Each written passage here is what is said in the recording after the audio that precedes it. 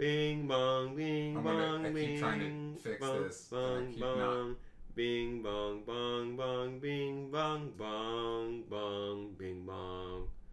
Bing dong ding dong dong dong dong dong dong dong dong dong dong dong dong ding ding ding ding ding ding ding ding ding ding ding ding ding. Oh, we're on. I was doing it because we weren't on. I didn't want them to see me. Are we Too back? late. Too late. Are we...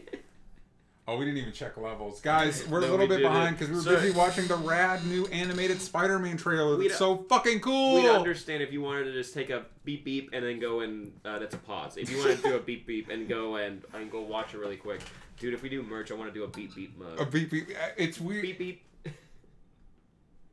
Dan, sorry, Kevin. It's or weird that Ryan. you've inherited, like, I associate beep beep with it. Beep And so beep it's weird because that I you've- love it. Beep beep, Richie. Hey, It's my favorite part. Remember that scary beat nip? I'm gonna make it our fun tagline. Ryan, Kevin's pointing out that the soundboard is with Roxy, Yeah, and I'm not trying to. that's true. That's true. I'm not trying to step on any toes. I was just in the holiday spirit. I don't remember which exact song which hymn I'm singing. Oh, but it come was- all ye faithful. Oh, That's the one. Is that a come hymn? all ye faithful. Or Yes, is that a Rudolph?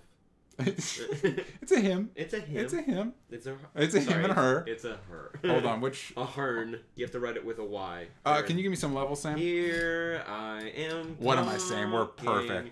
Talking, talking, talking, Cool. talking, talking, Welcome everybody. I know there's a bunch of people watching us live. Why don't you hit up at that comment Yay! section? Let us know what you thought of the Spider-Man animated trailer. It was 'cause so cool. It made me so happy. That doesn't come out till like November or December Yeah, next year. it's It's a way very later, long way. But away. we'll talk about it on the show. But I am a fan. If people don't know about Miles 2, I think they get really excited about this. Yeah. It's not the 7th movie with Peter Parker. It's the 7th movie Oh, with just Spider-Man. wait. We're gonna get some angry comments from some. There's gonna be think pieces of like, why Miles Morales sucks. Why he... yeah. Yes, and. Yes, and that's the world we live in. Yes, and how. And how. and how. Sam, are we ready to rumble in the jungle? Yes. Let's go ahead and kick. I'm excited for this episode. Do the Yes. kids at home know what we're doing this week? Yes, I titled it. We answer your question. Oh, I wrote singular. Julie, Leading, Ryan, Kevin, hello. Only one question. We're only answering one It question. better be a good one. Yeah. It's going to be bad. We're going to answer the bad one. I mean, it's You our work brand. forward at Horseman? Yes. All right. Done. Done. Yeah. Are you ready? Yeah, give us a 3, 2. 2, 1. Come all ye faithful. Dun, dun, dun, dun, dun. There's only Only stupid stupid answers today. We basically got We there. were close enough. It feels like if there were an Only Stupid Answers holiday song, that'd be how it's. Like, Oh, come on, you faithful. half of you sing it one way, the other half of you sing the other way. We'll figure it out in the middle. We'll get there. Yeah. That's how most hymns were made. We'll get Yeah, there. we'll get there. We'll figure it out. Why did we have 7 verses? The 7 versions of the song? Because we got there. Because we got there. And We then we figured it wrote them out. all down. That's always not fun. Okay, guys, welcome to Only Stupid Answers. Let's get the intros out of the way, and I'll come back to this in a second. This is the best damn podcast you can put your moist little ears into. We all know we get a little sweaty in the ears, and hey, we don't shame you here for that. We celebrate it. We call you the moist little ears. And I'm going to be honest, we had a conversation one time where, like, that's a little too, I'm going to be honest, it's a little too hard to say, and it's a little too long of a name to call our Moist little audience. ears? I disagree. I love it. It's moist little ears. Should we just call them moisters? The The moist. I was watching New Girl, Yeah. and Winston, one of the characters, is dating a lunch lady, and she's like, can you stop calling me that? We're called lunch monitors now, and it sounds like you're being derogatory about Yeah. my job. And it's like, oh yeah, it's like how you can't call little people shrinkies.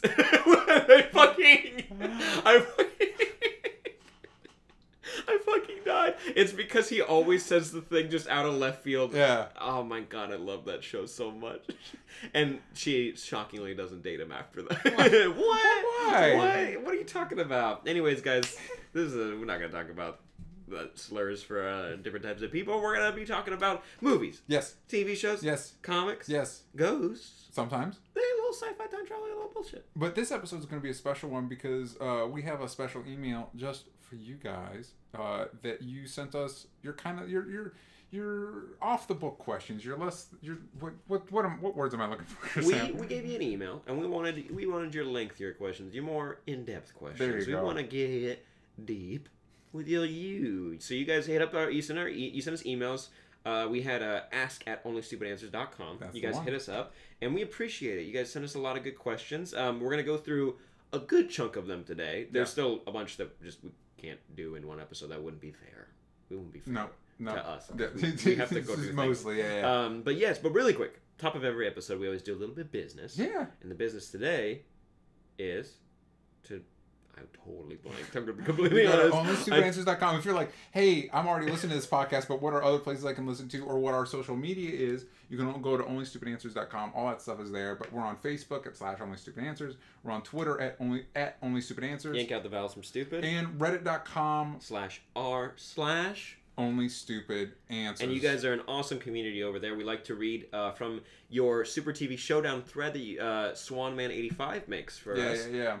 They put that together and we read it on our Super TV Showdown show over on Patreon. Yeah, and if you don't know what that is, at patreon.com/onlystupidanswers, we review all the superhero, like literally all the superhero shows. We focus on the main 4 CW shows, but we also talk Agents of S.H.I.E.L.D., we talk Runaways, we talk Gotham and Lucifer. Good lord. Basically, it's double the amount of podcasts that you get over there. It's pretty cool. And today, by the way, if you're watching live or you're listening to this, we're doing a movie night. Or movie live stream. It's not night. No, it's not. It might be night where you are, but it's not night where we are. No. I'm sorry. But also, we're going to read from what we're into this week. But really quick, let's do the thing we love to do, where we read reviews. Yeah, if you go on iTunes.com, right? Is that, I don't know, iTunes, everybody has it. The app. Yeah, just the app. If you open iTunes and you go to Only Stupid Answers, you can give us a 5-star review, and we love reading those 5-star reviews, and we got a couple here. This one from Hello Mego, I think so. Yeah. Two down to earth boys. I thought it was 2 down, 2 to go. I'm usually hesitant when it comes to someone who says films instead of movies because, from my experience, they tend to have an air of pretentiousness. But you never get that from Sam and DJ. Ooh, I've never tried to be pretentious, and hopefully I never come We'll get you there. way. We'll get you there. There's no arrogance or condescension. They couldn't come. They couldn't come across friendlier. They talk to you without talking down to you, which I really respect. And I always have to stifle my laughter since I listen to them at work, which makes it even more enjoyable. It's fun and intriguing, and I genuinely love hearing their opinions on many different topics. Don't worry, Hello Mego. We'll get you saying films. Really quick. We'll get you there. Really quick.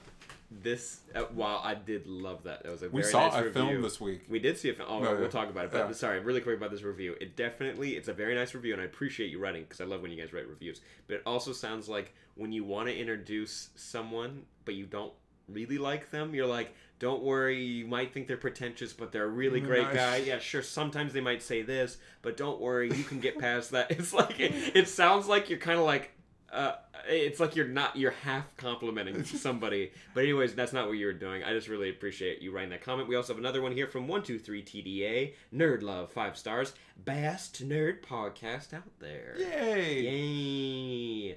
But really quick, before we hop into what we're into this week, the best damn segment you could ever think of, we're going to talk about our friends over at Omaha Steaks. Oh, hell yeah. But not on the live stream. Haha, What? suck it. Yeah, suck it. You know what I mean? Well, suck it. And if you guys, Katie Houlihan, good morning. Ryan Kevin, good morning. Julie Lee, good morning. Good morning. Good It's morning. great to dance. Have you seen Singing in the Rain? Yeah. Do it. It's good. I've You seen like it. musicals, right? Yeah, It's real fucking good. musicals. It's so good. Have you seen Moulin Rouge? It's no. Yeah, but that's not a real music. Like, Oh, don't even try. it's the one where they take the pop songs and then they sing them. Like, You don't I even want, know. I want. It's the songs most true love story that's ever been made on film. I promise. I promise you. I'm not the I biggest promise Baz you. Luhrmann fan. It's the only Baz Luhrmann film I like. Okay, that's fair. I'll Oh, check and it it's out. total Baz Luhrmann. Like, Yeah. they definitely do hallucinogens at one point. They drink, what's that one drink they can make you hallucinate? It's an alcoholic beverage. Oh, absinthe. Yeah. And they go full, like, hallucination. That doesn't happen on absinthe. Yeah. But it's like green fairy. Anyways. Oh, thank you so much to Omaha Steaks. Let's go ahead and talk about what we're into this week. And we got a good little chunk before we get into questions because a lot of stuff happened this week. DJ, Yes. name one thing. We have a bunch, but name. I want to start with Happy. Let's do Happy. Yeah, because there's a new sci-fi show called Happy with an exclamation point. It stars Christopher Meloni as a down on his luck hitman, basically in New York. That's just the biggest degenerate you've ever seen on TV. Literally the worst human being that is a protagonist, but barely. Yeah, and he describes his life at a certain point as a swirling toilet that just will not flush. And that seems pretty on point. His body is a swirling toilet that will not flush. Yeah. Flush is death. It will never, ever happen to him, ever. Yeah, he really should die a couple times in that pilot. People are just pooping constantly on him, and he'll never die. Yeah. Ew, I hate that I said that. Yeah, but it fits. It fits. And at a certain point, a blue flying horse, a tiny blue flying horse, comes to his aid. It is the imaginary friend of a little girl that's been kidnapped, and he tries to recruit Christopher Nolan character's Nick Sachs to help him find the girl. And if you're like, wow, that premise is crazy, you won't be surprised if I tell you that it was written by my favorite comic writer of all time, Grant Morrison. And it's with the art from Derek Robertson. It is a graphic novel you can find right now. Happy. I highly recommend it. I highly recommend everything Grant Morrison writes. And this is done by Brian Taylor, who was one half of the Neville Dean Taylor duo that did the Crank movies. And sweet Jesus, those are some of the great. Like the Hideo Kojima trailer, the new Death Stranding felt like that's something special. It felt like I had a nightmare last night that very different, but the same feeling. No, it just emphasized that the Death Stranding makes me think of nightmares. But okay, so go, guys, if you have a chance. I didn't mean to interrupt, but we'll come back and talk about that for a second because I loved Happy as well. But the Death Stranding trailer, go watch it really quick because it's like it's seriously, man. It's what I imagine what a really bad meth high would be like, because it's like that flashing little light on his thing, and it's clapping and making sounds all the time by your ear, and shit's flying up, and there's like babies crawling all over you, and they're in your stomach. It's just like what? It's like if you mix the most power. It's like what's that one hallucinogenic that everyone talks about? Like you feel your birth and death at the same time. Or whatever. Ayahuasca, DMT, DMT. One of those. DMT and meth. There's definitely hardcore drug fans that are like, hold on a second. Yeah, and it's or smack on Bob's Burgers. They refer to it as meth's dirty cousin. It's like whatever I can imagine what that is. That's what Death Stranding feels like. Someone took that and then animated a whole game, and then they just went and watched it later and they're like, yeah, this captures it. Sorry. This show, Brian Taylor, he captures whatever that feeling is, toned down a little bit. But that's what the show feels like. But yeah, he also did one of our favorite movies at Fantastic Fest, which was Mom and Dad. Guys, Mom and Dad comes out in January in the U.S. If you can go find it, it's Nick Cage, Selma Blair. Nick Cage being his most Nick Cage. If you want Nick Cage at he is almost to level supreme. I don't know how Scientology works where you elevate to different levels, but he's at the top. He's at the top of the Nick Cage religion. Yes. But yeah, so it's creator, so it's very energetic. It's hyperkinetic, I think is a good way to describe it. Yes. And hot damn, it's perfect. You pointed this out, and I think you're 100% right. Christopher Meloni. I love Grant Morrison. I love Brian Taylor. I love all those elements. Christopher Meloni is easily the best part. He sells the whole thing. He makes it work because, and this is not a dig at the show at all, and it shouldn't discourage you to go check out because the first episode is free to watch now on the Sci-Fi YouTube channel. It's SYFY, not normal sci-fi, so you can go look that up. It's free. Watch the first episode or just search it. You can find it on Google or something. But some of the acting from the other actors isn't amazing, and it's not saying it's bad in any way, but when Christopher Meloni gets on a scene, you're like, oh, he just made everybody in this scene a million times better, and it's I can't wait for the rest of the episodes. And also, it's a super short show. It's like this is happening in between all the superhero shows. If you guys watch those, in between all those, all during the hiatus of everything else, you can watch this. And once this ends, all your other shows come back. So it's and also perfect family Christmas tradition. Watch Happy every year. I don't know if it's for families, but sweet baby Jesus, Patton Oswalt as Happy is amazing. And I like. And he looks really good. Yeah, he looks really good, and I like that they're playing. There's literally no edge to Happy. Everything else is so. I think the term is edgy. And I know if I were to hear somebody describe something as edgy, I'd be kind of turned off. But it's that perfect where it's not impressed with its own edginess. No, it's just a lot. It's just a lot. If no one had any self-control, that's what Nick Sachs' character is. It's zero. Wow, man. It's very violent. I would there. That's something we should say because I know some of our audience isn't a big fan of. It's so violent. It's not like gore. It's blood, and the way some people die is very creative for what's happening. And the way the scenes move. Kinetic is a great way of explaining it, but like the way action scenes move, it's just like not nonstop, but it's like fluid. How it all works together. Some of my favorite moments I think I've seen on TV, stuff that like I think if you were to take everything college DJ wanted in a show, like the kind of the gritty, grimy, edgy crime element with like a crazy high concept, like this is it. Like this mainlines right into that part of my brain. And so like when he's confronting the gangsters when they're coming to get him, that sequence, and then how that I don't want to spoil it, but how that plays out to where he ends up in a hospital, like just it's magical. It's not for everybody.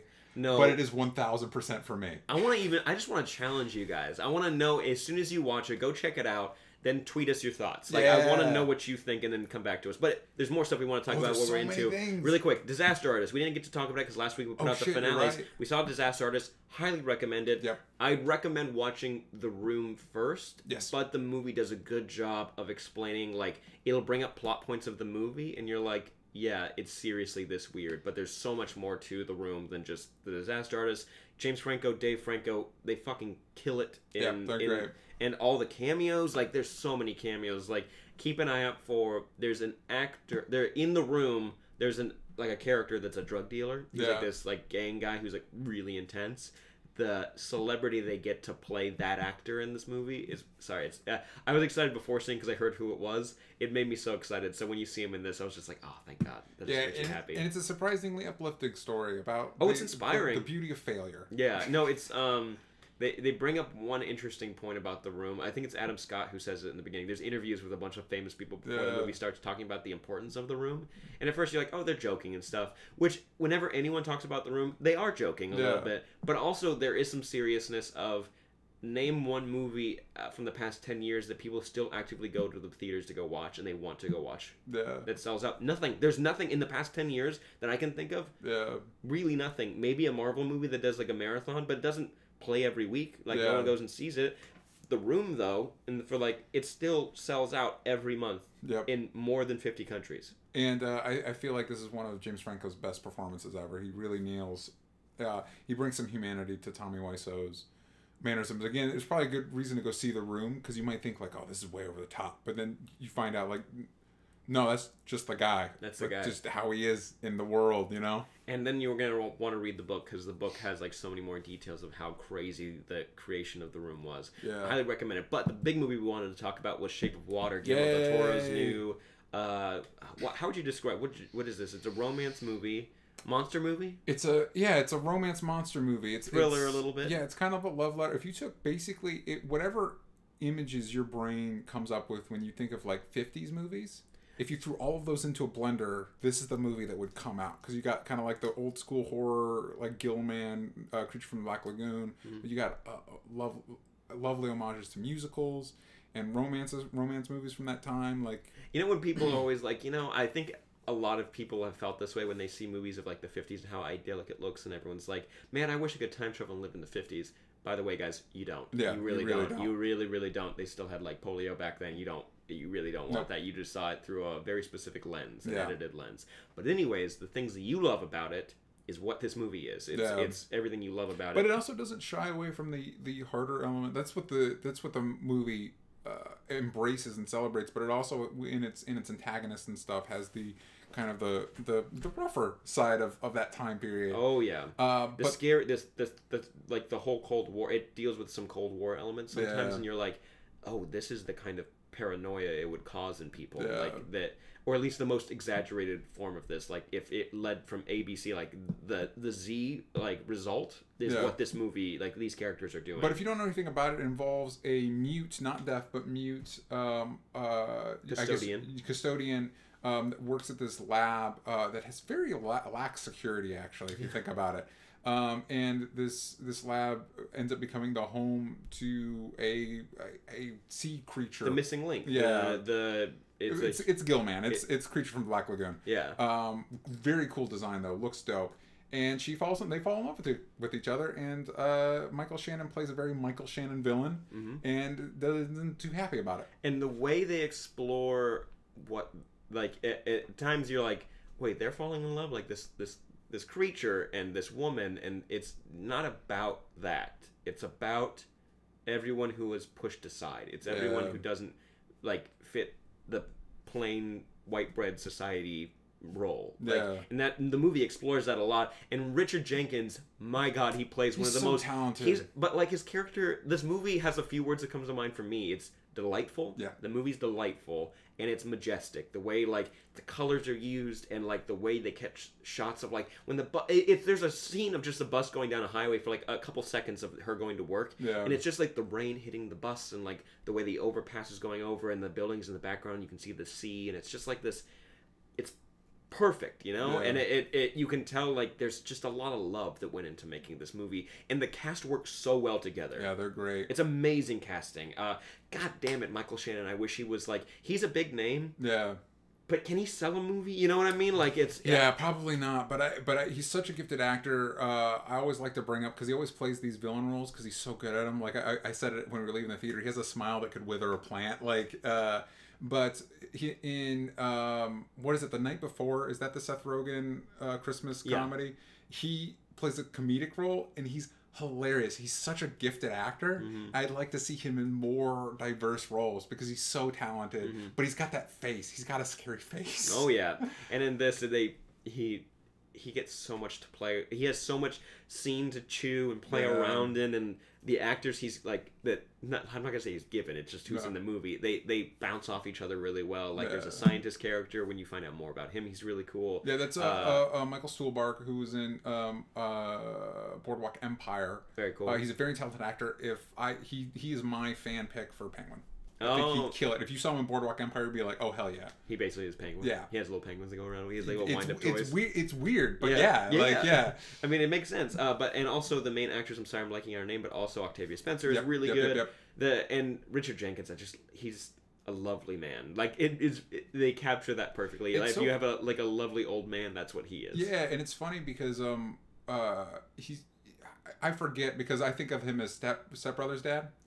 But he's so gifted. Like I didn't know. I watched all of Bone Tomahawk and didn't realize that was him until after the movie when I looked it up, and it shocked me. And he's just so good at these roles. It's a tremendous cast. It's a tremendous cast. It's a beautiful movie. When it ended and it kind of like hit its last little thematic grace note, I teared up a little bit. Oh yeah, teared up a little bit. It has some. It has so much heart to it. It really gets to you in a lot of different ways. Really quick, Ryan Kevin in the comments of the live stream asked, all I want to know, does this tie into Hellboy? I assume it doesn't. No, it does not. I mean, I get why people think that because Doug Jones is playing another amphibious man person. Yeah. I love the design of the creature. It's very practical. I was shocked at how much, like, we saw a thing after where they kind of do behind the scenes, and there's a shot of him, and there's a behind the scenes still, and it's just him as the monster. You're like, it was there. Even his eyes. Yeah. Which is amazing. It was shocking. But no, it has nothing to do with Hellboy. No, it doesn't. Don't assume that because you're going to be super disappointed. Yeah. But I love that, everybody, like, I think there's many projects that Guillermo del Toro has dropped out of as he's actually done. For every project he does, there's like 3 he drops out of.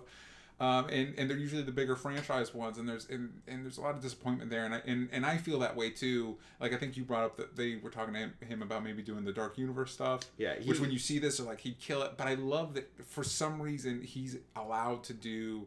Nobody else is. Everybody else, when they're given a budget, they have to do the big explodey stuff.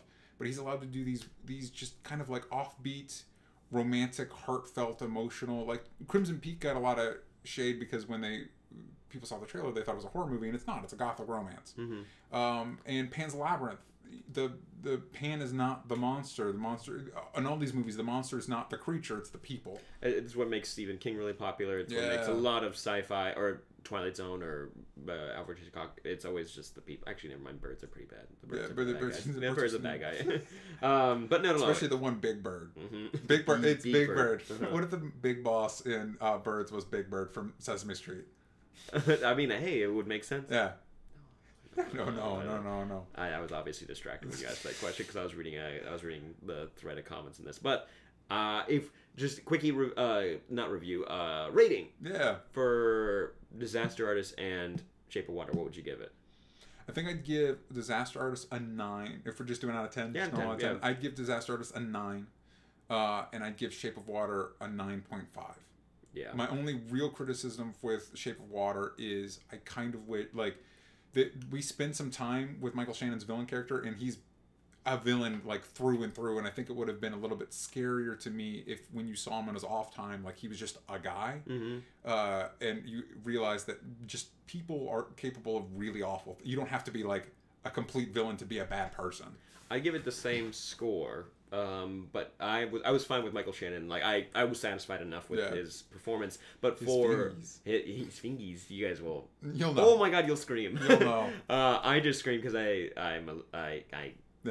have to. Did you feel weird when both you and I were squirming and nobody else in the theater? They were just sitting there like, Well, we are the ArcLight. If you guys don't know, ArcLight is like it's the fancy movie theater, but they usually get all the indie films, so we have to go there to go see it. And like, it's really cool because everyone's very respectful. They're very quiet. Sometimes. I've had some. Anyway. Yeah, but no, like we were freaking out. Yeah. I didn't scream out loud, but I was just silent screaming. It was rough. But anyways, but we loved it. For me, the one nitpick I'd have is with the main actress because she's great, but I feel like if we spent a little bit more time with her and her with the creature, it would have.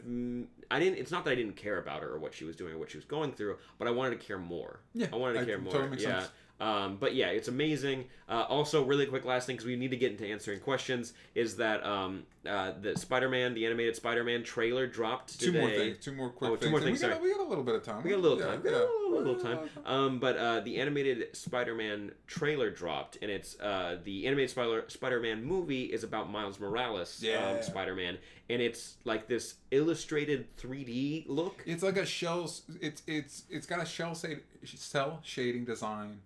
But the way everything moves has a stop motion feel, which is really interesting. It kind of looks like how that Peanuts movie that came out 2 years ago. It looks it's similar. It's same studio, I think. The Sony Animation. Okay. Yeah, and they.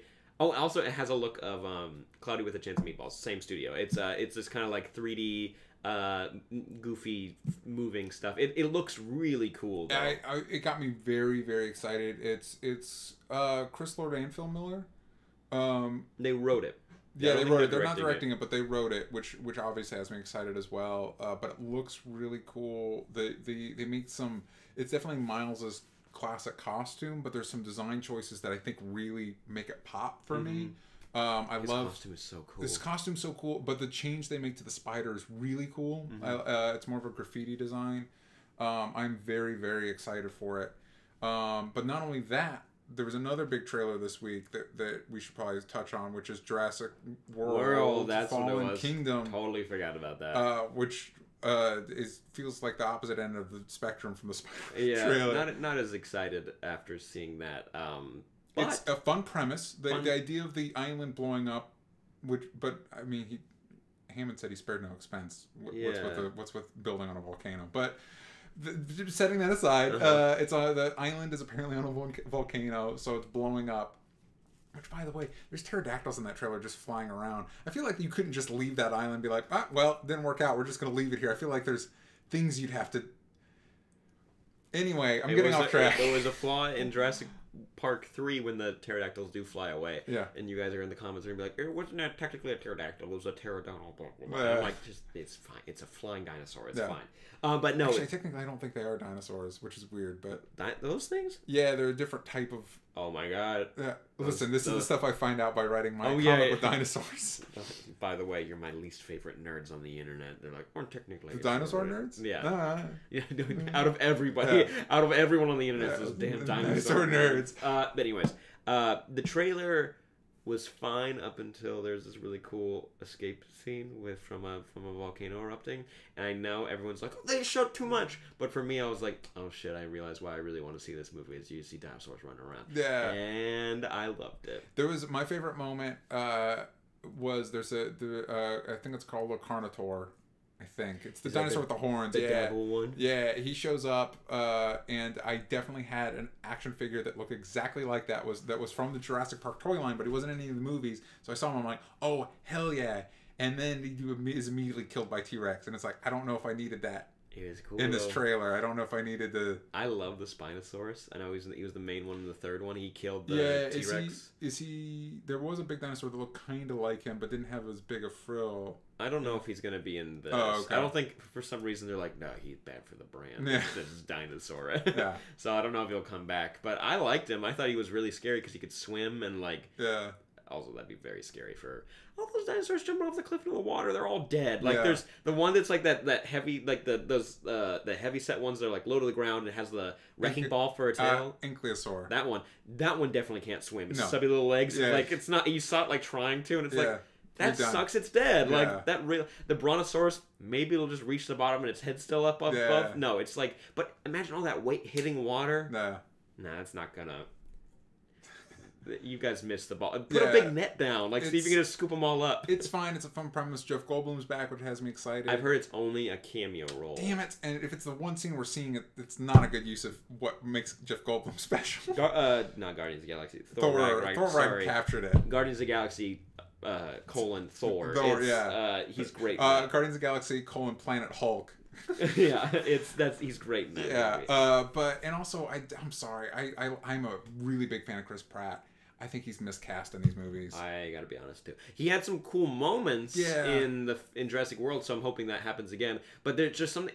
Either it's his dialogue or how he's directed, or it could just be that he doesn't fit. But Yeah. like, I feel like this is a good Chris Pine role or Chris Hemsworth role. Mhm. I think Chris Hemsworth would do a really good job in this. yeah, again, still love Chris Pratt. Just Yeah, something he's so something great, something but- feels off about him in this. I was thinking about it real quick, and then we can move on. I was thinking about with the trailers because there's a lot of like I know I was not wowed by the Avengers Infinity War trailer, and a lot of the criticism that I got, for my opinion, was like, "But it doesn't show too much." Like assuming that I wanted it to show more, Uh-huh. and whereas with this trailer, I felt like it did. It showed like a lot of the movie, like moments I didn't necessarily need. And I think it's not necessarily about showing too much. I think if I were to compare the Avengers Infinity War trailer and even this trailer to something like Civil War, what got me interested in the Civil War trailer was not the Spider-Man moment, because I think that was like trailer 3 or something. Yeah, that's pretty far in. And that's actually something I would have loved to have waited till the movie. Mhm. I think the trailer made me emotionally invested with stuff like Tony, that moment that everybody remembers where Cap's like, he's my friend, and Tony's like, so was I. Mhm. It emotional investment, that moment that like, oh, I care about these people and what they're going through. Yeah. Avengers Infinity War didn't give me that. Didn't give me a like, oh, this is why I care about these characters. Yeah, and definitely didn't get any. I have no emotional stake in Claire and Owen. Had to look up their names. Yeah, exactly.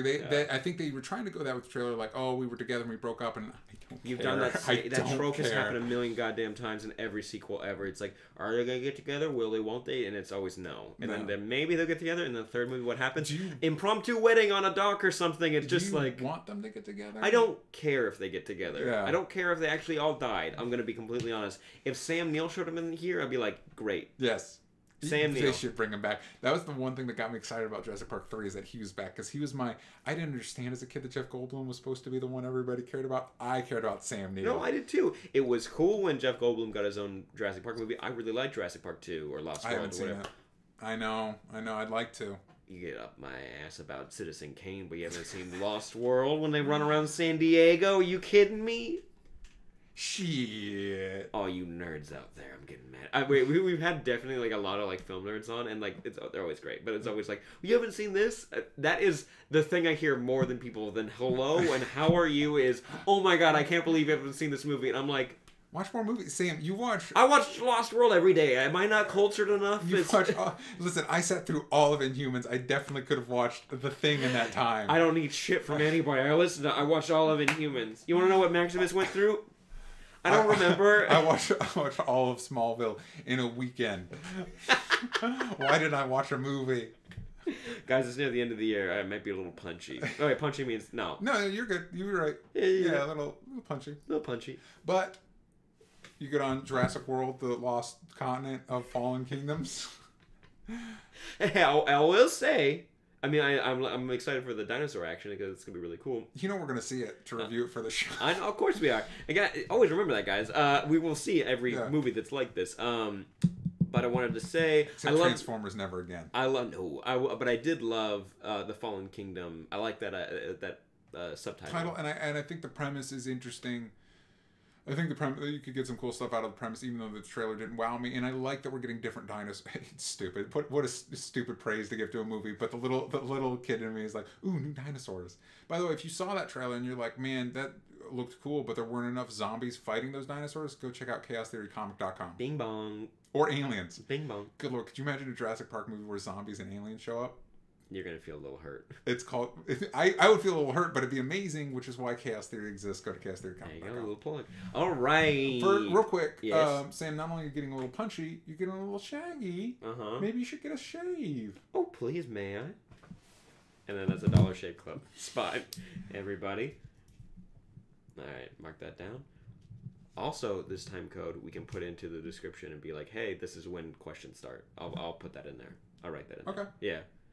It was Give me a little. There, did you wait? And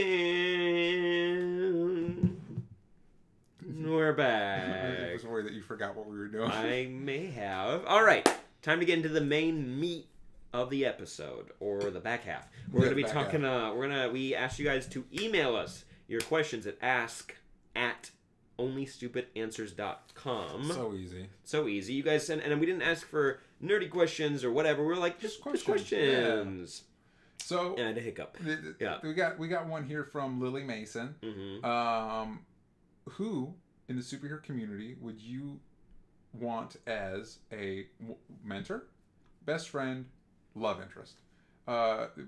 Not all of those in one person, 3 different people that would fill those functions in you. Thanks for the good times. Can't wait for future endeavors. There we go. All right. So kicking it off with mentor, who would you want to be your teacher? Nightwing. We can't copy each other. You wouldn't want not Batman. No, he's awful. He seems like an awful man to be around. Let's be honest. Would you want to hang out with Batman? I mean, it depends on the version. It's so funny because it's like Batman v Superman. Batman, never. Justice League Batman, maybe. Maybe 66 Batman. I just might definitely 66 Batman. You get some trippy experiences. 66 Batman might wander into the street when he's not supposed to. Who's scarier? Wait, who's scarier? Batman v Superman Batman, or Tim Burton Michael Keaton Batman? Batman v Superman Batman. He's mowing down people with a tank he could in the street. He could also snap you in half. Yeah, he's basically built like Bane. By the way, little criticism of Batman v Superman. I know no one's ever done that before. Yeah. Why would he do that huge workout before going to fight Superman? I don't know about you when I work out. I'm pretty tired. Or he like... Maybe it wasn't right before. The movie's cut in time. He was swinging a hammer at a tire, flipping a tire, doing pull-ups with like 900 pounds of weight on him. Definitely workout porn. That was workout porn. That's exactly... That got the ladies in the seats. Am I right, everybody? You know something I miss from Arrow is the salmon ladder. Yeah, they'll bring that back. It'll be the last thing in the flash forward to him 90 years in the future, and he's just so decrepit and old, and then he's like on the salmon ladder. And he does one, his arms pop off, and then he dies. Okay, so are we assuming in this world, because I'd want to say something like Superman, but it's kind of pointless if I don't have powers. So we're assuming that I don't. He has Jimmy Olsen as like a mentor. Yeah. And now he's smart. But you want to be mentored. You want to be mentored. I'm going to do something similar. I'm going to go with your non-powered situation, but I'm going to say Oliver specifically from Arrow, because I feel like Stephen Amell has really hit on this like dad tone between having a kid now and also being like the mentor of the team. He's got his issues. He kicked my ass. It'd be tough, but I'd like him as a mentor. That was a fun episode when he kept trying to he's like, hit the bell. Yeah, just gotta hit the bell. I'm just gonna beat the shit out of you until you hit the bell. I just gotta hit the bell. No, that or I'd say Nightwing or Black Canary. That'd be really cool. Black Canary. She trained the Young Justice kids really like in Young that. Justice. Yeah. She'd be. I'd have a crush on Teacher. Yeah, me too. Best friend, Wally West. There you go. Either one, I don't really care. Ooh, Deathstroke might be a crazy mentor too. I might die though. I might actually. Yeah, he might be. He's a great fighter though. He is. Yeah, he is better than Batman sometimes. depending on the writer. It is. It's depending on the writer. I don't know if I want that. No, no. Take that back. He'll be my love interest. But no, There you I'll go. go with best friend. Wally West, either one. Wally West, cool. Yeah. Like maybe because you're thinking in the comics between the two Wallys. Because sometimes I'm gonna be honest, sometimes they write them the same, and like That doesn't surprise me. Yeah, at all. because I think they should be the same person. That's me. that's me. That's me. Hey, that's EJ. Best friend. Superhero community best friend. Who's the one you want to hang out with? Booster Gold, Booster Gold. Blue Beetle. Who would I want to hang out Blue with? Beetle in, would be like hanging out with two people. Firestorm might be like hanging out with two people. Yeah. And you're like, oh, you're bringing around that guy. It's like either the other guy is Stein or the Scarab. And you got two. Because there's two people. You're just trying to fill the void. You're just trying to You're fill the thinking void. of trying to fill the void. You can edit around it if you want. Man, I don't want to say somebody like Spider-Man because his friends, the lives of his friends are ruined. Yeah. You don't want to be in that circle. Yeah, he's so bad at hiding his identity. He figured it out so fast. It's not good. I'm also being bad and not thinking about Marvel characters. Yeah, Miles Morales lost his mom at one point, and then he got his mom back. Yeah, Spider-Man. You wouldn't want to be a friend with a Spider-Man because their loved ones get sucked into the craziness. Yeah. If I said Wally, but if I did like a Marvel pick, I might do. Do you have it? No, let's do this. Okay, so your DC mentor is Nightwing. Who's your Marvel mentor? I'd go with. It would be really cool to learn Captain magic. America. Oh, I'm a nerd. No, I choose Captain America just because doing the Pledge of Allegiance every day. And yeah, sleeping because it's the same like moral mentor benefit of Superman, but like he could actually teach you things that you could accomplish without powers. I might do Doctor Strange if for a mentor. Ooh, that'd be really cool. Yeah, I wanna learn magic. That'd be really do you think fun. you'd have because the way they presented it in the movie is kind of like having the drive to do it. Do you think you'd have that drive? I drop things all the time. About like commitments and stuff. I should really be better. But maybe that'll make me be better. Maybe that'll make you be better. Doctor Strange is a really good choice. Yeah, if I'm living off in the mountains, I mean, I wouldn't have much else to do. So best friend MCU, best friend DC, DC Comics. That's me drinking some water. Yeah. I'd still go with Wally West with DC, but for friend in Marvel, I'm trying to think of what I read in Marvel that's like someone that's not totally crazy. No one say Deadpool. You wouldn't. Best friend. I would love to hang out with Luke Cage and Iron Fist. I was thinking that too. Not Daredevil. Daredevil would be a bummer. No, he's kind of he's a bummer too. It's kind of Jones. a similar problem to Spider-Man. Like, Yeah. but then he's at least Spider-Man's fun. Hawkeye or Luke Cage. Good call. Kate Bishop's pretty fun, but also Clint. They're both pretty. Yeah. They're both pretty So fun. you choose the Hawkeyes, I choose Luke Cage, and I'll hang out with the Heroes for Hire. There you go. And we're in the same neighborhood basically, so we can still hang out. Yeah, and then but my DC best friend. Best? Why is that so tough for me? Aztec. You want Aztec? Yeah. You know what? He was created by Grant Morrison. Elongated man. He'll help you solve crimes. Orion. He can't be fun. He can't be fun at all. He'd be awful. Martian Manhunter would be pretty fun. Martian Manhunter would be good, but I feel like we're back into mentor territory. A little bit, unless you want to you could teach him. Appear maybe Nightwing. I think Nightwing because you get kind of like the Batman vibes, but not the intensity. Nightwing seems like a good friend. Yeah, he'd be pretty fun. Or no, not Arsenal. He's got a really big drug problem. Yeah, or alcoholism. Arsenal in the show was pretty cool, but Arsenal in the comics is like, nah, you don't need that. And he's also kind of an asshole. Yeah. A lot of the time. So is Green Arrow, but they're trying to fix that. But he's still not great. Yeah. Okay, so best friend and now love interest. MCU, DCU. MCU easy. I'm gonna go with my childhood crush, Black Cat. Oh, okay. Why? Could it be the outfit? What are you talking about? What are you talking about? If you just want to look up Black Cat's 90s outfit and wonder why that made an impression on me as a prepubescent boy. You silly, silly boy. Or Cloak and Dagger. Specifically Dagger. Yeah, what are you talking about? That silly, silly outfit. What are you talking about? There's no way it would hold on to her body. Same with New 52 Starfire. It makes no sense. I'm going to choose that as my love interest for DC Starfire. No fair. Wait, did you want that? I always have a crush on Starfire. Then go for it. Thank you. I'll do Wonder Woman. It's so out of my league. Yeah. So crazy stupid out of my league. Oh, sorry. All these people are out of our leagues. Yeah. I'll just be like, hey, I'm. This is Can I change my best friend? Yeah. Detective Chimp. Oh, No, not Constantine. No, that's bad. That's No, bad. That's a bad call. Literally everyone dies. Yeah, around him. everyone dies about him. I'll choose Detective Chimp. Detective Chimp. Did you read the Superman annual with the super pets? Not yet. I haven't. My It's on my God. pull list. It's in a folder with my name on it. They introduced an animal that is basically like Plastic Man's sidekick that's never existed before, and he's great. It's gonna be Superman. Superman's my best friend. And Superman's your best it's friend. gotta have to. He'd be a good friend. He'd be a good friend. Yeah. He does feel guilty a lot, though. So Not does in the Barry. comics so much. Yeah, so is Barry. Like, they always feel guilty about, like, lying about their secret identity and stuff. Stop feeling guilty about that, man. You're thinking Smallville Superman. He was always about, like, not telling his friends, like, oh, I feel bad. Don't. Yeah. Don't feel bad. Wait, we're on Love Interest? Love Interest. I'm Wonder Woman and Black Cat. Black and you Cat chose is- Starfire. Starfire for DC. Yeah. Marvel. Spider-Woman's cool. Spider Woman, Jessica Drew. Yeah, she's cool. She's got a baby though. You okay with that? Oh, man, that's a lot of responsibility. Maybe Spider-Woman from before the baby. I don't know, but Spider-Woman maybe before the baby. No, maybe the baby's cool. The baby has powers too, so What are the baby's powers? it can Spoilers. climb on walls and stuff. Oh, It's spider powers. Okay, spider- all right. yeah, it's I- not like super It's crazy. not like like Flash Kids where it's like I have random this power. It's like Yeah. all right, fine. All right. But maybe if it's not Spider-Woman,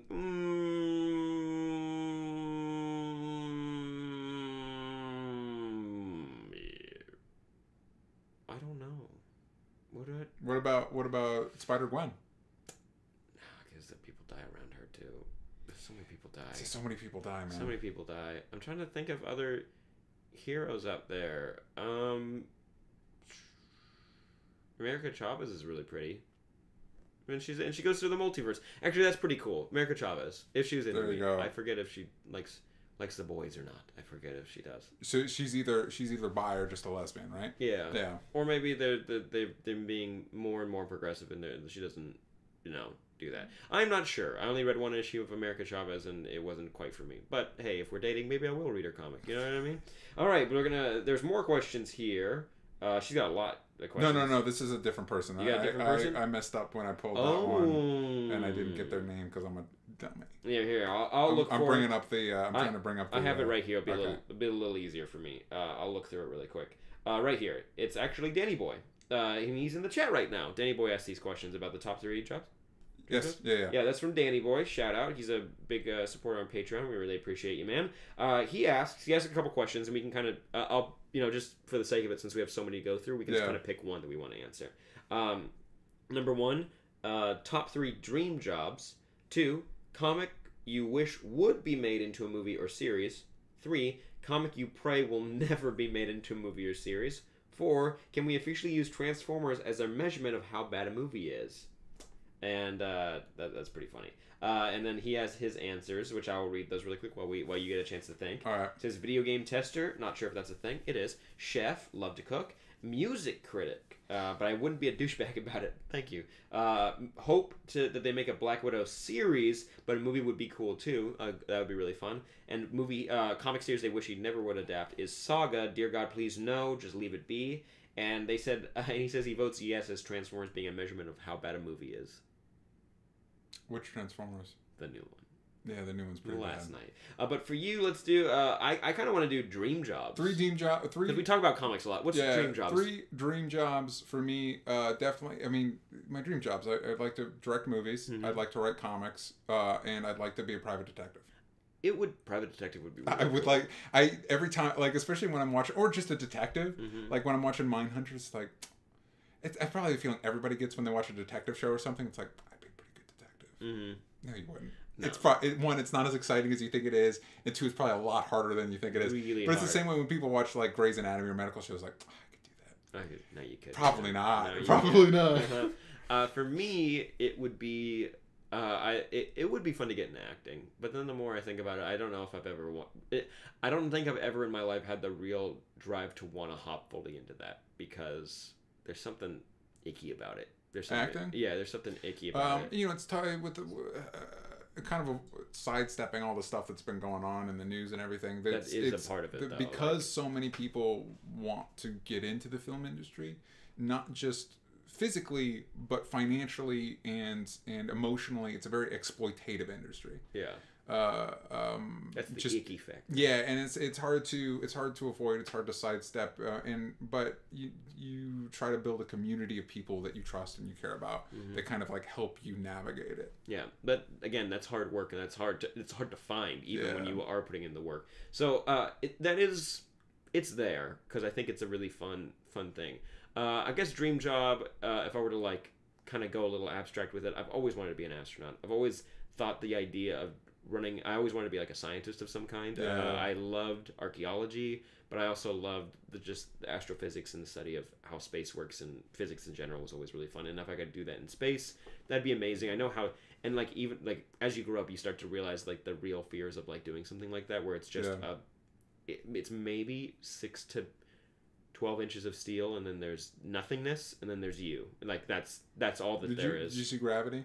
I didn't see Gravity, but they did bring up that line Highly in recommend Interstellar, it. where they bring that up, and it's like that's very scary. Yeah. And but at the same time, it's like, isn't that kind of like it's part of the cool part about it? Like it's the same thing with kind of scuba diving a little bit, even though there's a quicker escape plan. It's like there's your suit, and then there's unknown. It's what you don't know that's out there, and that's so scary. But also that's an amazing thing too. It's just that you get to be the one to find the thing that's new. Yeah. And new is like, imagine if you got to have the experience of the first astronaut of looking down on the world, like seeing the world. There's a term for it, and I don't know. You guys can let me know what the term is for it. But for astronauts, like seeing Earth for the first time, there's actually a term for it for people on the ground talking to astronauts when they do their first spacewalk, and they're like, "We'll give you like there's like a 30 seconds to 2-minute window of you just like staring at the Earth," and I'm like, That's that cool. is amazing. Like that's beautiful, and so astronaut is up there for me. If I could learn how to be really good at cooking, I've been watching a lot of Chef's Table and just watching what they can do artistically with their food. It's very cool. And to go way out of left field, I've never even thought about it until right now, just thinking of the impact of it, architect. Because if you could like really design like a music hall or a skyscraper, that's a thing that actually made a thing on the planet. You know, like that's something that people will work in or live in or be a part of or like tag or, you know, like try to like tear down or build back up or restore or like try to keep around for a long time. It becomes this really important thing for culture and people's lives. It's like that's something really cool. I've never wanted to be an architect before, and I know how much there's a lot of work that goes into it. That's crazy difficult, but that's always been really interesting for me. But astronaut's top of the list. I've always wanted to do. Also inventor, but when you find out like in movies when people are like, I'm an inventor, it's like you don't have a job. Exactly. You don't actually have a job. But it was always fun, like Jimmy Neutron and stuff like that. It was always fun. Dexter's Lab, classic. There you go. Do you have a comic series you wish would be made into a series? I wish Lock and Key's getting made, so I'm pretty happy about that. Like I really hope they do it justice. Danny Glover's in it, so that it already makes me even more excited because I love Danny Glover hasn't had the greatest career for a while, and I still will watch his stuff, and I'm still excited about him. Comic series I wouldn't want. That was tough. I think it's tough because it depends with both those answers. It depends on who does it. Like my instinct would be to agree with Danny and like not do Saga just because I don't see how you would do it. But if the right person, and then I'd want to say stuff like Moon Knight or 100 Bullets that I'd want to see. Mm-hmm. But then if you do it wrong, then I don't want to see it. You know what I mean? Why the Last Man I'd want to see. And I know they keep coming close to it, but it's like you can have a lot of fun. You can get it's almost the same audience you can get for like Walking Dead, and I could see if like HBO got it, like they could really do something cool with Why the Last Man. Yeah. It would mean so much, especially nowadays. It would be a smart move for a network to do something like that. A world where, like with HBO, remember like HBO had the problems with they were making like if the Confederacy won and Amazon made is making the TV show with if it split up. If they split up and they gave there's a term for it in war when you give land over to a certain group of people, and it would have been given to black people to have their own nation within the United States. Which is that's a really cool concept. But with Why the Last Man, it's if women ran the world, if like all men died, and if women ran the world. And when you get into like the mystery of it is so cool. Like you would get into like Game of Thrones territory of like, what is it? Like everyone's trying to figure it out, and spoiler alert, there's never an answer. A concrete answer, yeah. Which is pretty cool. It's pretty cool. Yeah. I would love that. You said you wanted to tackle Elizabeth Enniken's email. Did you want to jump Yes, on let that me pull it up really quick because I lost it. Elizabeth. Eva? No, Oh, found her. All right, guys, this is a bit of a lengthy one, but settle in because we're going to read it. All right, this is from Elizabeth Ennekins. Hi, guys. I have a question. So the world is a giant dumpster of horrible right now. There's no denying it. Love the positivity. Do you guys think comics and or series should draw a line between fantasy and reality? According to you, how much of what's happening in the world can be integrated into those stories? Should comics/series only serve as a tool for escapism, or is it okay if they slap you in the face with reality every so often? I'm sorry this isn't a very lighthearted question. I'll go on and we'll work our way back with this because she's got more she's going to say. I've got another question that's somewhat related to the previous one. Right now, at my, parentheses, thank God it's temporary, job, I have to go through piles and piles of crime records. I'm so sorry. Fun. I have to read the most horrible stuff, and surprisingly, it's not doing wonders for my mental health. I'm so sorry. Do you guys know of any comics or series that are really lighthearted that I can read or watch or use as a pillow for my brain? Great. That's a great term, by the way.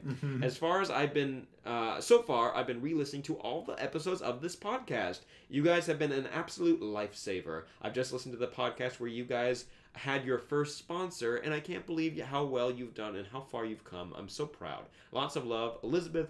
P.S. Because this email was such a ray of sunshine, I've attached a picture of my favorite dog in the whole world. Sorry, Dwight. Love his adorable face. And guys, you can't see it. I'm not going to post it anywhere. We got a picture of a cute dog. All right. That's just for us. So the first question is how much of real life should comics incorporate into their stories? Yeah, should it just be escapism or should it tackle real life stories? Well, it does both. The medium is varied. Yeah. Watchmen is not a lighthearted story in any sense of the word, and it also really deals with American ideals and like the Cold War tension, and it's a big think piece. So it does talk about that. It can do that. Yeah, and it kind of depends on what you're in the mood at. I'm not a big fan of pure escapism, of pure just like, hey, it's just fun. It doesn't say anything about anything. That feels like a waste of time to me. Even if you're just doing kind of like a basic, I feel like storytelling serves a cultural function of kind of like a group conversation, a way to join people over ideas and themes and stuff like that. So if you're just like, it's just here for the explosions. Like even Fast and Furious talks about family. That's what I was. Oh, don't even try. But you know what I mean? Like it's family is like, an abstract in that. I was going to bring that up by the way because I was like, that doesn't make sense because you love Fast and Furious. I do love the Fast and Furious movies, but like waste of time is a little harsh. So there is a way there. I mean, but those movies, their primary function is escapism. Yeah. So there is a place for that. But I don't think us as a culture place too much value on escapism. You know what I mean? I don't think we spend enough time really exploring who we are, why we believe what we believe, questioning that stuff, challenging ourselves to be better. And I think a good art should do that. And so, I feel like there's an important place in that I think a lot of, especially mainstream entertainment, misses, and I feel like that's unfortunate. Even though I get it, I get the idea of wanting to escape, but I feel like there should be a way to engage with that stuff. Like on the other hand, though, I really liked this season of American Horror Story, but it was very steeped in the election of last year, to the point where it's like, I don't know if I need. I mean, I also live in this world, so I don't know if I need to be so on the nose. I don't need. So like, I don't know if you want to make allusions to it or discuss it, but like literally on the nose, like, hey, we're talking about the same things you're talking about. It's like, I mean, I also am having those conversations. Does it come? I didn't watch the show. Did it come to any logical conclusion of anything? Yeah, I did. It actually had some really cogent points. I do feel like the finale was a little too on the nose. Like it was a little bit too wish fulfillment-y for a certain aspect of the audience. I'm gonna guess the left-leaning audience just because. Yeah, it really does challenge a lot of those notions, and it's not. Which it should. It actually reminded me a lot of Thelma, where there will be a group of the audience that will cheer unironically, but there's a seriously dark element that I don't think the show is avoiding. Like, hey, there's a bad side to this too, but I think a portion of the audience won't perceive that at all. But I do think it I really like this season. I didn't like it as much as last season. Last season was pretty perfect. Yeah, it was pretty rad. But what about what do you think, Sam? I think there's room for both. I don't think any medium should be tied to one or the other. Yeah. I mean, there are some mediums that still like will lean one way or the other. Like a documentary isn't going to be like escapism. It sometimes is, but it's more meant to teach you and make you think more about the world you're in. Soap operas are probably just going to be there they're purely escapism. It's almost to a bad level. Like even comics can get that way because they are structured similar. Like you brought that up as soap operas, and since they're episodic, coming out monthly or bi-weekly or weekly, sometimes it's like, no, that's just like, sometimes it's just cash grabs. Both are fine. Sometimes artists or creators feel there's a responsibility to tackle some issues because they feel motivated or inspired to. Which is good. And then there's some artists that are just like, what if I just gave people a second to take a breath in this world? That like, an artist can't claim responsibility for everyone consuming their stuff to like do their homework and like actually like think about the big problems. That you can't ask every single artist in the world to do that. Like, so them just making something for pure enjoyment is fine. That's okay too.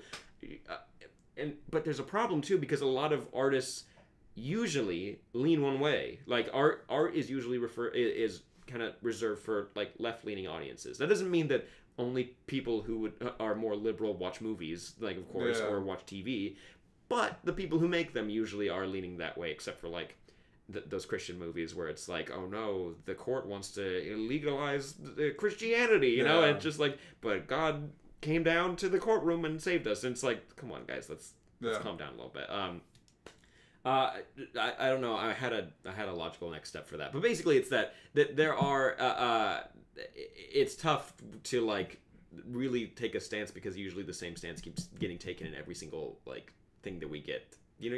Yeah, no, it is making sense. However, I would like Punisher when it was like I thought Punisher could actually take a weirdly progressive pro-gun stance. Yeah. Again, I'm not pro-gun. Yeah. That doesn't matter right now. What I thought this show was going to do was challenge me to actually, like, seriously think, like, is there a world where I could get on the same page as them? Yeah. And not about... I've heard arguments for pro-gun about, like, the freedoms and, like, the right to protect yourselves. Yeah. While I understand that, I don't fully agree with it. I thought this show was going to try to tackle it and actually explain it in a really cool way. It didn't. And it didn't. And that was a bummer. It gets you a pretty cool action thriller, though. It did. And that's exactly that. I didn't need it to talk about guns, but I thought it was going to. Yeah. So that's what I mean is that sometimes different like arguments can't always be brought up.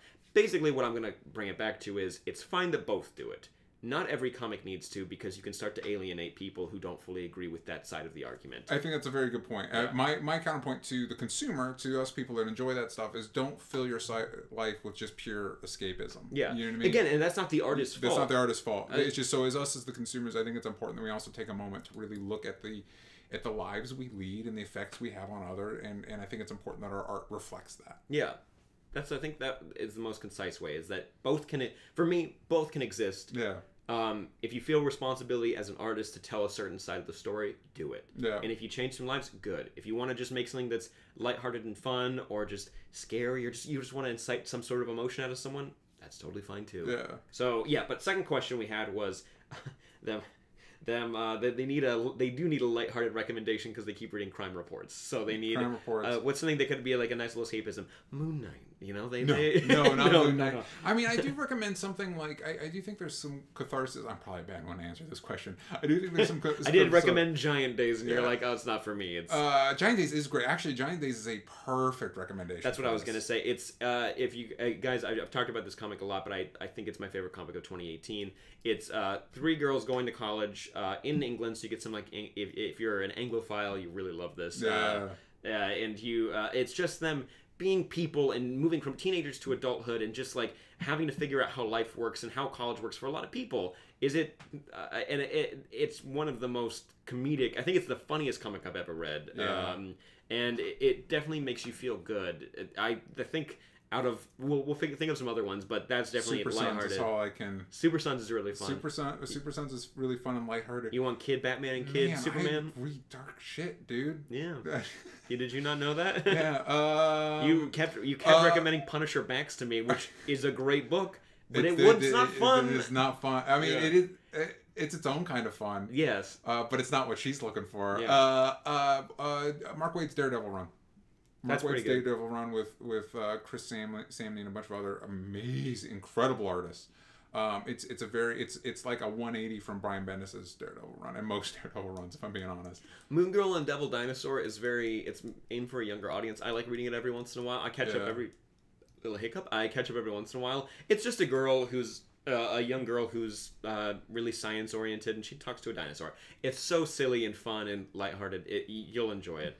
Chaos Theory, Zombies vs. Dinosaurs is very lighthearted. You can go ahead and chaostheory.com. You can find it there. Thank you very much. You want to plug? Miss Marvel. I've heard. I have not read Miss Marvel, but I've heard. Miss Marvel is great. I read the first volume because it's on Comixology Unlimited, Great, so I'll you check it have out. that. Because at first, I think her powers now are just embiggening and shrinking and making different parts of her body shrink and grow and stuff. But it used to be fully shape-shifting. And when That's she plays cool. around with that, if you're into meme culture at all, she does not like emulating memes, but there's just stuff you could see that like, oh, I could pull this and make a meme out of it, which is really that's a good meme material. Yeah. That's pretty fun. I'm trying to think of other lighthearted things to read. No, most comics like to take a darker edge sometimes. Would Power Man and Iron Fist, like that series, be lighthearted? Yeah, unfortunately that just wrapped up. But yeah, But yeah, you're reading it? Yeah. I think that's a really good choice. Man, I love that series. What are some other? I feel like those are some pretty good suggestions. I think so. Giant Days is probably the most positive out of all those. Yeah, and I it's think just, Giant Days is a good call. Yeah, it's slice of life. It's just like this is what these people are doing. It's fun. It's the same appeal kind of watching a sitcom. For me, it's but like a good one, like a really good one. Yeah. Like a Friends or a New Girl. I really like New Girl right now. But here we go. We got another question here from Eva. Is this going to be our last one? Let me see. We have one from. Ooh, I'll save Eugene's for last. We have one really quick one right now. From Eva Dojovic. I think I did a pretty good job with that last name. Dojovic? Or Jovic? I think it's pronounced Dikovic, but that's not your fault. Djokov. Their question is, hello from France, boy people. Sorry if we messed it up, by the way. Bonjour. Bonjour. Eva. I'm going to go back to English. What's your favorite ending of a film or TV show? She asked more, but I'm going to focus on this. This is a good one. Thanks for making my day better. Moist little ears or Ava? Best favorite ending. Let's think. Let's try film and TV. Oh. TV, I've got two. Yeah. Best finales I've ever seen on a TV show ever. The Shield. Mm-hmm. The Shield.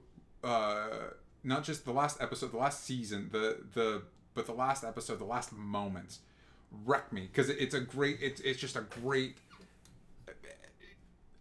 pin in the whole idea of the show, and it really man, it's good. I highly recommend if you get a chance to check out the Shield. It is a dark. It would not be good for our last question, but it is a darker cop show. But it's really great. And then Justified had me in tears. And it's so weird. I feel like if I just told you what happened in the last scene of Justified, you're like, why did you cry for that? Mm-hmm. But for some reason, it cuts right to the ideas of male relationships and shared history, and it's special. It's a very special and Justified. I cannot recommend enough. It's on Amazon Prime. Raylan Givens, the main character, is my spirit animal. I feel like if there was ever a character on TV that would represent the negative parts of me, but also the idealized version of what I would want to be, it'd probably be that person. Mm-hmm. So that for TV, those are easy. TV, I almost teared up thinking about it. That's why I got really quiet. Was Scrubs? It has the best. Did you watch Scrubs? Yeah, man, I love Scrubs. Did you? Is that is the finale on Christmas and they watch the it's like a slideshow version of where their lives could go, kind of a thing? Basically, the end of Scrubs is it was on NBC, and then for some reason they just scrapped the final season that was going to be on NBC, and then they sold the show to ABC to get one more season. is another season after that where they go to medical school. And You it's don't fucking need that garbage. one. It's really garbage. Dave Franco's in it. It's real garbage. But the final season on ABC is one of my favorite seasons of TV ever. It's so well made. It's such a good way of just kind of like rounding out what this show is all about. Basically, main character is going to leave the hospital, and it's him saying goodbye to everybody. And at the end of it, because the whole point is the main character has a very wild imagination. It's very active, so he sees all, like, you get to meet all the cast members that are still alive, or cameos that are coming back and joining the show again.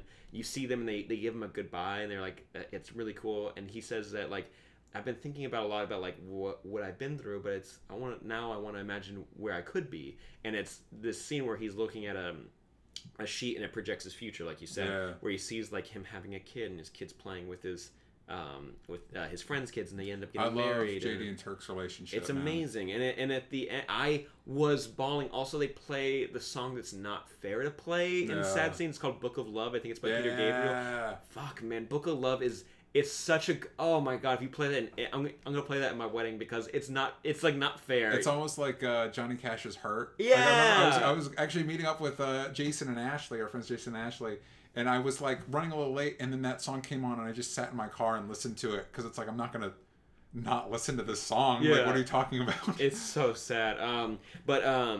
No, Scrubs, I think, has the best finale. Oh, it's so good because they take down the sheet where he's watching it. And that's the show creator who does that. He's playing the janitor. And he just says bye. And it's like this, just like this nice little send-off, and he gets into his car and he rides away as an acoustic version of the theme song is playing.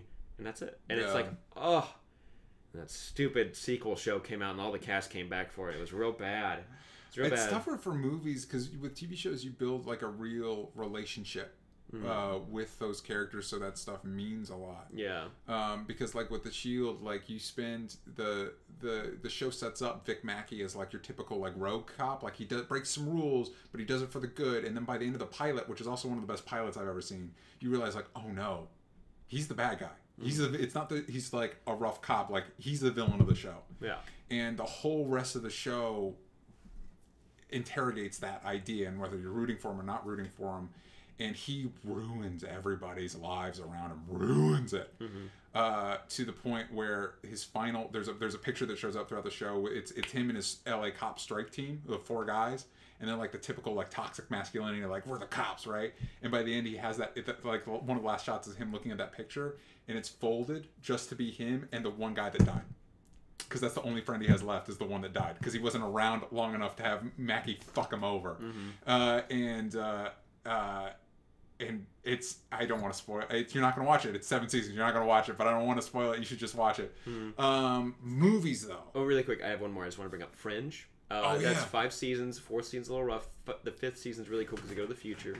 And they figured out a way of taking this anomaly in time, this person, and sending him back in time, and it would stop the creation of like a future, an evolution of ourselves through technology. It's real. It's so, if you love like, it's not deep sci-fi. Anna Torv is on Mindhunter. She's the lead girl on Fringe. She's so good. Seeing her in Mindhunter makes me want to go back and watch Fringe. She's amazing. She's really good. But then I don't know if I want to tell you the finale. But like basically, actually this doesn't get too much. But basically, this anomaly. They figure out a way they can open a door back in time to where they need to send this kid. But they can send this kid back in time. Sorry, I blanked for a second. But someone has to go with the kid. Because the kid won't be able to find his way around because it's the past. He didn't live there. And so one of the main cast has to decide who they're going to go. And it's, oh my god, the father-son dynamic between John Noble, that's why I'm so happy he's on Legends, and Joshua Jackson, who was on One Tree Hill, and now he's on The Affair. Like, their father-son dynamic grows so much where it's... Was it The Hill or Dawson's... or One Tree Hill or Dawson's Creek? Maybe it's Dawson's Creek. One of those movies. One of those TV shows. Oh, Chad Michael Murray was on. There you go. Chad Michael Murray. Yeah, it's really good. So I'd recommend those movies. Sorry. Maybe end of a trilogy. Like War for the Planet of the Apes was a pretty good ending for the Planet of the Apes, the new Planet of the Apes trilogy. I know I'm going to hate myself for not being able to think of the ending. Like, it's going to occur to me like right after this episode, like, oh, that was the perfect ending. For a movie? For a movie. I did like the Back to the Future end of the trilogy. I was a big fan of that. I wish I liked Lord of the Rings more because that would have meant more to me, but I did not like those movies. So I know you guys will get mad at me. I'm just not maybe watching as an adult make me connect more with the characters. As a kid, I never connected with any of the Lord of the Rings characters at all. I'm trying to think of some of my favorite movies ever. Transformers 2. Oh, I got it. I'm sorry, that was way too loud. You just scared the crap out of people. Once Upon a Time in the West. Never seen it. Once Upon a Time in the West has the best. It has the best gunfight. Mm-hmm. And it's so quick because it has nothing to do with what makes it the best. It has nothing to do with the gunfight, but it has everything to do with what the characters mean to each other. Mm-hmm. It's Once Upon a Time in the West is probably one of, if not my favorite movie ever. But even then, I can admit it's probably longer than it needs to be. Mm-hmm. But the ending's great. It's my favorite Western of all time. All right, I can name 3 movies. They're from this year. That's the easiest for me to do. Okay. Get Out. Love the ending. Yeah. It's an amazing ending. If you haven't seen Get Out, I'm glad you're they an idiot. changed it. Yeah, I'm glad they changed it too. I'm glad he was able to recognize, like, ooh, times have changed. Speaking of escapism, that movie is not. It deals with very present issues, but he allows the way he ends it is more of a balm, like a nice healing balm for the times we're in, as opposed to like rubbing our faces into the misery of our time. Yeah, no. Logan, when she pulls out the cross and makes it an X, I lost it real bad. Also, the movie meant a lot more for me because I took my dad is really into westerns, and so when he saw this, he was really excited. He doesn't give a shit about superhero movies, but he was like, this isn't that. This is like a lone man like trying to save this girl. Like he loved that idea, and he bawled because he lost his dad last year, my grandpa, and that whole father-son thing with Professor X and Logan, like when he's apologizing and he's not fully understanding that like maybe he did kill like. That's rough. It's a bleak movie. It is, but it's so good. And it's that ending is really good for Logan. Like, it's a really good send-off for him. And it is a sad send-off for Professor X, but it's like, it worked for the movie. Yeah. And then 3 Football and Soul. God, 3 Football and Soul is great. It's a really good movie. Outro. I'm going to throw, if we're talking about movies this year, it's easier. Good Times ending, I think, is perfect. Yes, it is, because it's just like, fuck. Oh, for the brother. For the brother. Yeah, like the ending. Not him going into the cop car. I mean, the stuff happening around that is pretty great. Yeah. But the actual like resolution, damn, that's a good movie, man. Yeah. A lot of good movies this year. Yeah. No, I was thinking about it. Also, this year, Shape of Water. He does that last poem thing. It got to me. I'm gonna cry if we keep talking about these sad things. It spoke to me. No, because the opening with the poem and ending with the poem, it's so beautiful. God damn it! There's so many good movies. Guys, we're gonna start crying soon. What about the not only the ending but the very last shot of Brawl in Cell Block 99? I did. That is one of my favorite endings. It's so fucking bad. And Mom and Dad has a pretty great ending of of rounding out how parents feel about their kids. It's amazing. All right, guys, we're running probably a little. We're a little long. We should start. It's 1:14. Okay, not too bad. We have one last question from. Do you want to read this one? I've been reading a couple. Do you want to read this one? It's Eugene. It's the last one. Hold on. DJ's pulling it up right now. This is Eugene. Guys, and I want to say thank you to everyone who sent us in questions. I know there were a bunch we couldn't get to, but we're going to read this final one. That shouldn't stop you from sending in questions, because we want to do another episode like this in the future. I'll be honest, I really enjoyed this, and I hope to do more. Oh, you want to do this one? This is one you want to answer? Yeah. All right. It's more positive than what we were just talking about. Okay. Yeah. It was emotional. Eugene. Emotional. Matteo. Eugene here, big fan. Don't worry about trying to pronounce my last name too late. Thank you. No one ever gets it. Let's see. Maybe I did. Maybe we don't know. We don't know. We'll never. There's no way for us to find out. Here's my question. Why do you love superhero stories, or what do you love most about superhero stories? For me, the stories I love the most come back to morality. If we had the power to do great evil or great good, what would you do, and how would you justify it?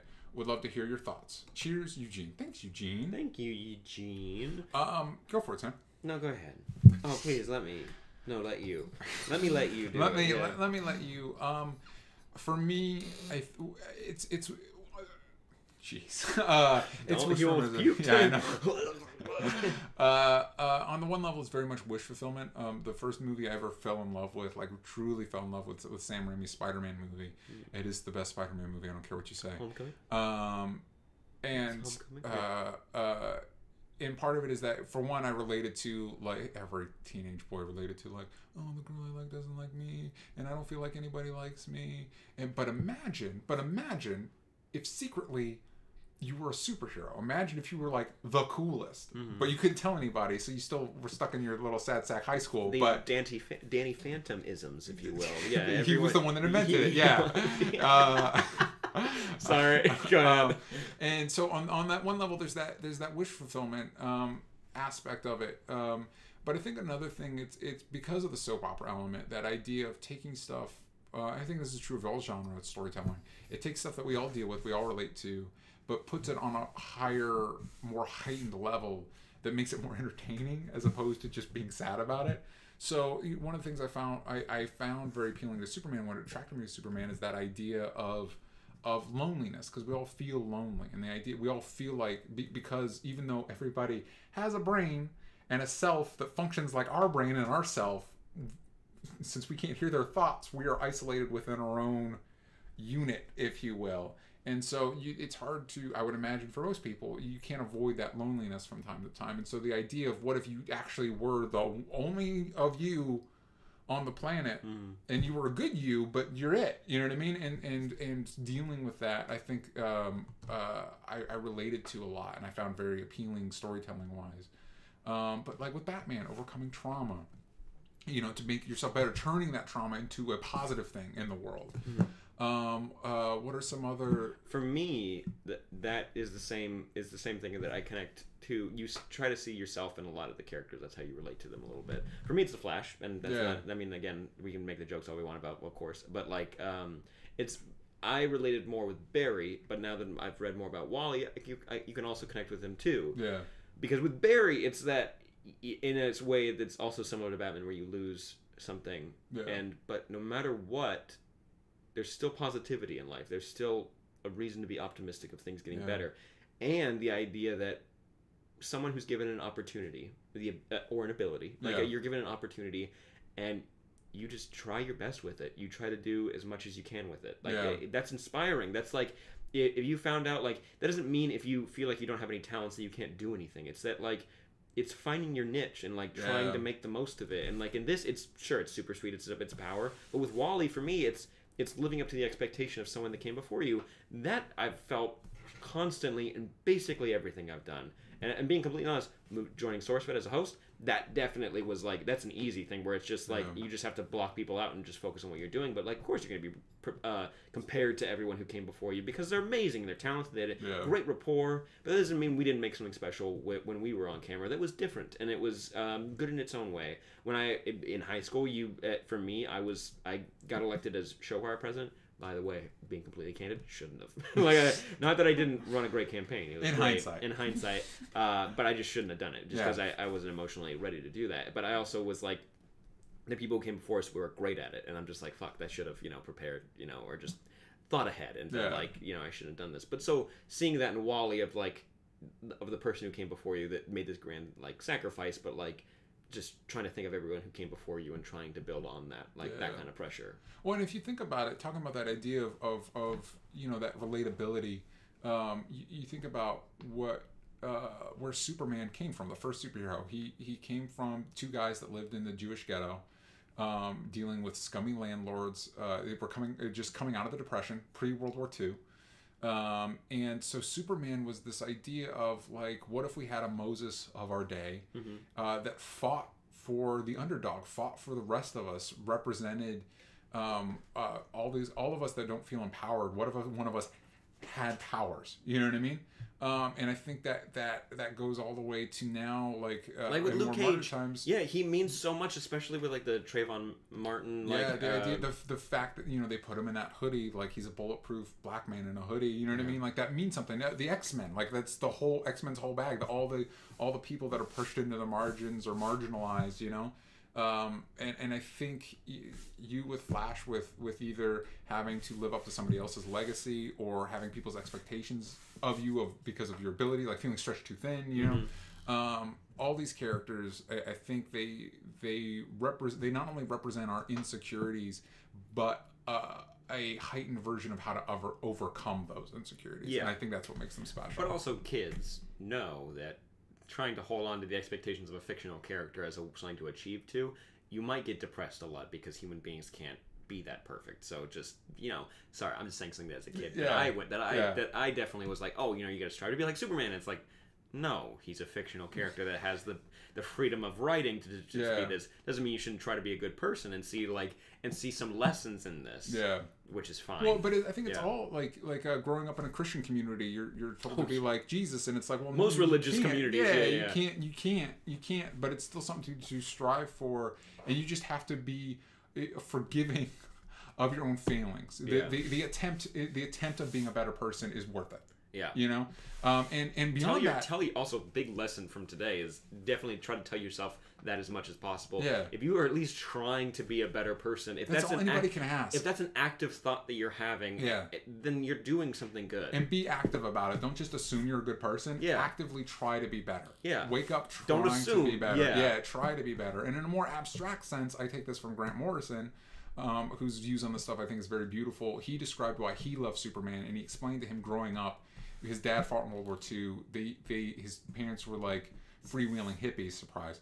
But the one thing that scared his father was the nuclear bomb. Was the A-bomb being dropped on somebody, And he read a comic where Superman saved the city from a nuclear attack and survived a nuclear bomb. And there was something so inspiring about this idea of this character that could do that. And beyond that, the idea of our ideas, our aspirations, the things that inspire us are more powerful than our weapons, are more powerful than Superman will the A-bomb is destructive and Superman does not exist in this world. But the idea of Superman, the fact that we can create something that aspirationally and is more powerful than that. And I think our creations, our positive creations, the things that create positive things in us will always be more powerful than the destructive things. And so even if they're fictional, that doesn't mean that they don't have a real world presence and power. Mm-hmm. And I think that's really cool too. We're getting a little emotional, I'm going to be honest, guys. It's, we're getting real. I think it's the most real we've ever been on the podcast. It might be. Let us know in the comments. So I really enjoyed this episode, and I hope you guys did too. I think we're going to round it out there. We need the soundboard with a fart sound or something. I'll see if I have something brewing. I'll just fart into the microphone, and then I won't tell Roxy. Don't tell her, everybody. Don't tell her. It's a secret. But anyways, dumb jokes aside. Guys, thank you so much for sending us your questions. That was actually really cool. Yeah, please send us more. Yeah, send us more, because that was... it can be comic book related, but keep it more broad. The more broad ones are fun. Ghost, mythological. We've never talked about mythological creatures, and I have so many thoughts. Never. We have so many thoughts. Fairies? Let's go into it. Griffins. Which were cooler, griffins or dragons? The answer is griffins. Duh. Always. Yeah. It doesn't matter what size they are. They're always cooler. Yeah. But make sure you go to onlystupidanswers.com to find out why they're cooler. Why? Huggable. It's like a lion. It's a cat and a bird. It's like dragons are scary. Yeah, it's scary. Yeah, you can pretend you like to hug snakes, but it's not going to be as fun as hugging a bird or a puppy. Don't hug birds. Don't hug birds. They're dirty. They're dirty little animals. they're dirty little animals. I had a cockatiel. I know they're dirty. All right. Don't try to fight me on this. Anyways, but make sure you send us all your questions on Twitter at OnlyStupidAnswers. But take out the vowels from stupid. But also, as we're getting near the end of the year, make sure you're following us on Facebook. That's at OnlyStupidAnswers. On Instagram, we post a bunch of pictures there at OnlyStupidAnswers. Reddit.com/r/OnlyStupidAnswers. And fun thing, I wish I brought this up earlier because I totally meant to, but I totally forgot. Download the Patreon app. It's free. Log in, because now they have this feature called Lens, Patreon Lens. Yeah. It's basically like Snapchat stories, but for patrons. If you guys are already contributing to Patreon, you're getting more stuff. You're so if you have the app, you're gonna be getting behind the scenes photos of us setting stuff up, meeting with people, doing meetings and stuff. Insider secrets, how our taxes work, you can figure out what our addresses are. You're gonna get all this kind of stuff. But DJ, let's do some plugs. We're getting near the end of the year. Yeah. You can find me at DJ Talks Trash every place that matters. I'm looking at maybe starting videos on my personal channel again.